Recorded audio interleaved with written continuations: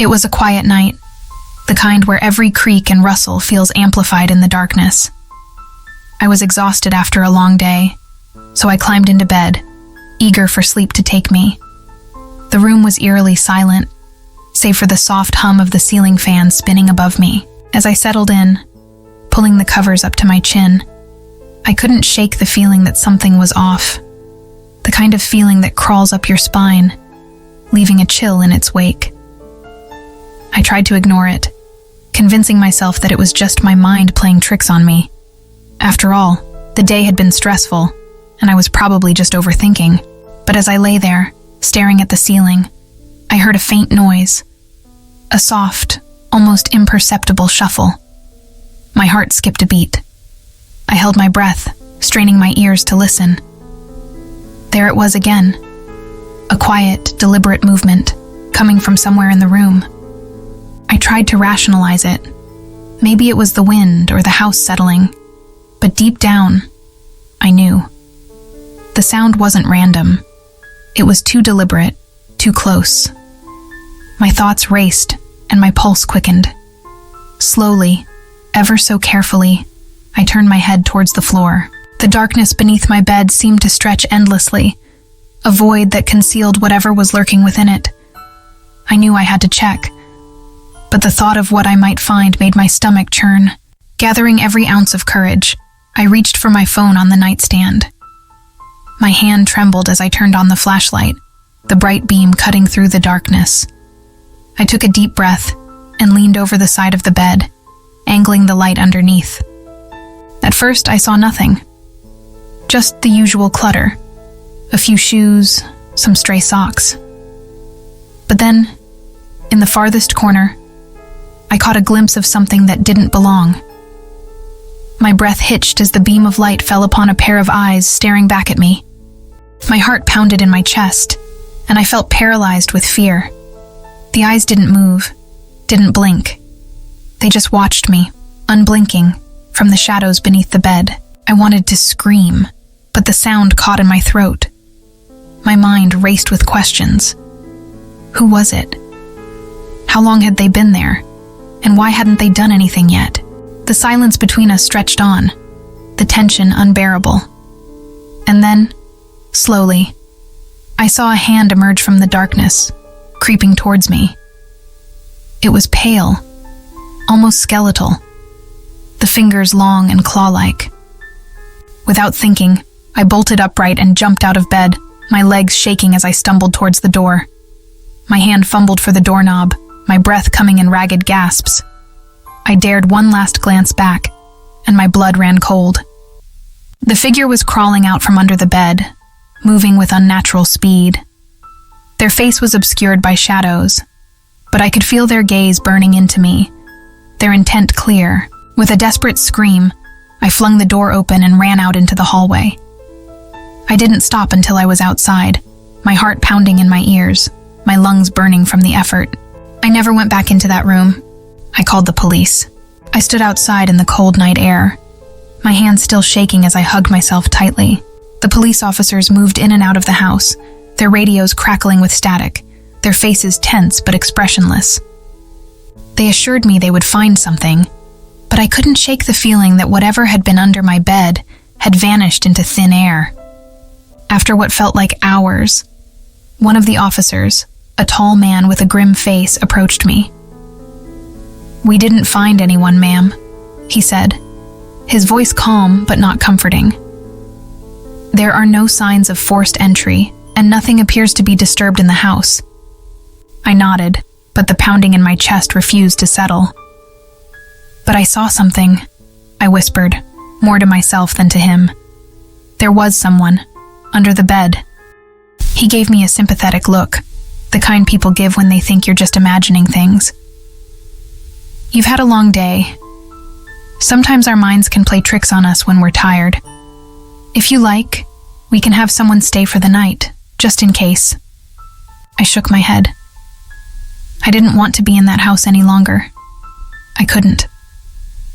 I thanked him and walked back to my car, my legs weak beneath me, the events of the night still replaying in my mind. The eyes, the hand, the figure crawling toward me. For the next few nights, I stayed with a friend, too scared to even think about returning to my house. But as the days passed, a nagging thought crept into my mind. I had to go back. I couldn't avoid it forever. Maybe the police were right. Maybe it had all been in my head. A week later, I found myself standing at the front door of my house, keys trembling in my hand. I took a deep breath and unlocked the door, the familiar creak of the hinges greeting me as I stepped inside. The house was exactly as I had left it, calm, quiet. I forced myself to move around, checking every room, every corner, every closet. Nothing. Everything was in place, just as the police had said. Slowly, I began to relax. Maybe it had just been a bad dream after all. That night, I decided to sleep in the living room, curling up on the couch with the TV on for comfort. Hours passed, and despite my best efforts to stay awake, sleep began to pull me under. I drifted off, the low hum of the television lulling me into a fitful slumber. I woke with a start, my heart racing for reasons I couldn't quite place. The TV had turned off, leaving the room shrouded in darkness, the only light coming from the street lamp outside. My throat was dry, and my mouth felt like sandpaper. I needed water. Groggily, I stood up and made my way to the kitchen.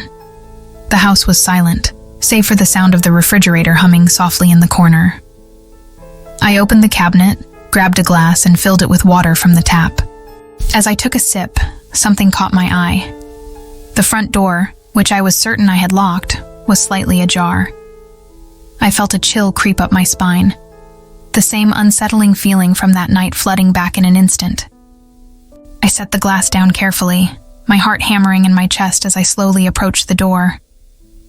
I reached out to close it when I noticed something on the floor, a small, crumpled piece of paper.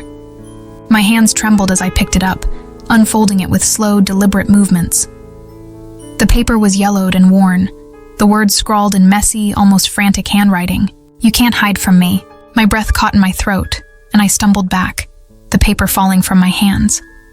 The chill in the air seemed to deepen, the shadows in the room feeling suddenly oppressive. My mind raced, 1,000 thoughts colliding at once. Was someone still in the house? Had they been watching me the entire time? I turned to grab my phone, but before I could move, I heard it. A slow, deliberate creak from the hallway. My blood ran cold. The sound was unmistakable. Someone was in the house. Frozen in place, I listened as the creaking grew louder, closer. Footsteps. They were heading straight for me. With a burst of adrenaline, I bolted towards the back door, my hands fumbling with the lock. The footsteps quickened, moving faster, closing the distance. My breath came in ragged gasps as I finally threw the door open and ran out into the night, my heart pounding in my ears. I didn't look back.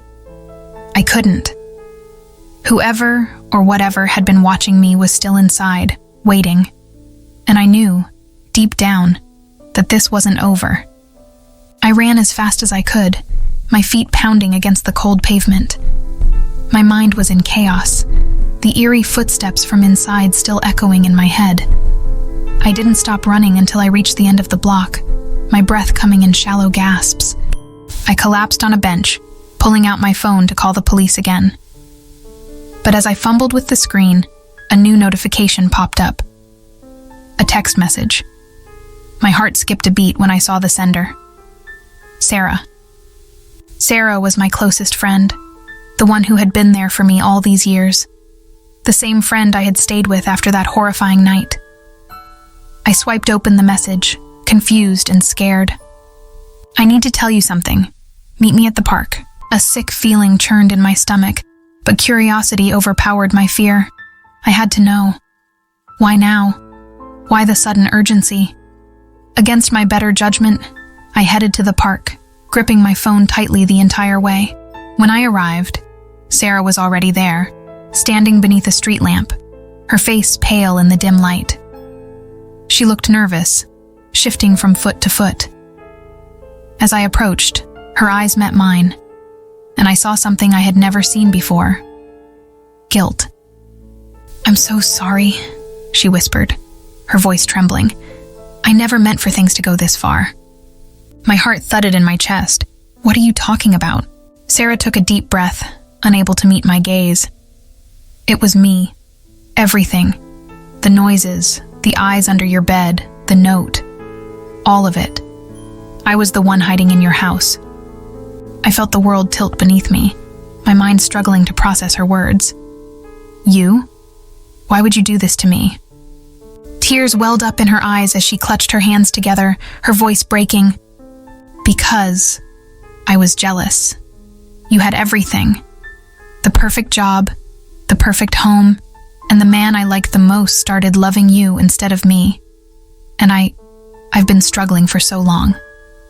I wanted to scare you, make you feel vulnerable, like how I've felt for years. But I didn't think it would go this far." Anger surged through me, hot and bitter. "You terrorized me, Sarah. You made me think someone was out to hurt me. How could you?" She wiped her tears, sniffling. "I know. I was wrong, and I can't take it back. I thought if you were scared enough, you'd come running to me, and I could be the one to comfort you, to make everything better again, like old times. But it spiraled out of control. I never thought I'd hurt you like this." I stared at her, the hurt and betrayal sinking deep into my bones. The friend I had trusted with my deepest fears had been the one behind them all along. "You could have told me you were struggling, Sarah. I would have helped you. But instead, you turned me into your victim." She sobbed quietly, but I couldn't find any sympathy for her now. The damage was done. I turned and walked away, leaving her standing under the street lamp, consumed by her guilt. I didn't look back, and I didn't need to.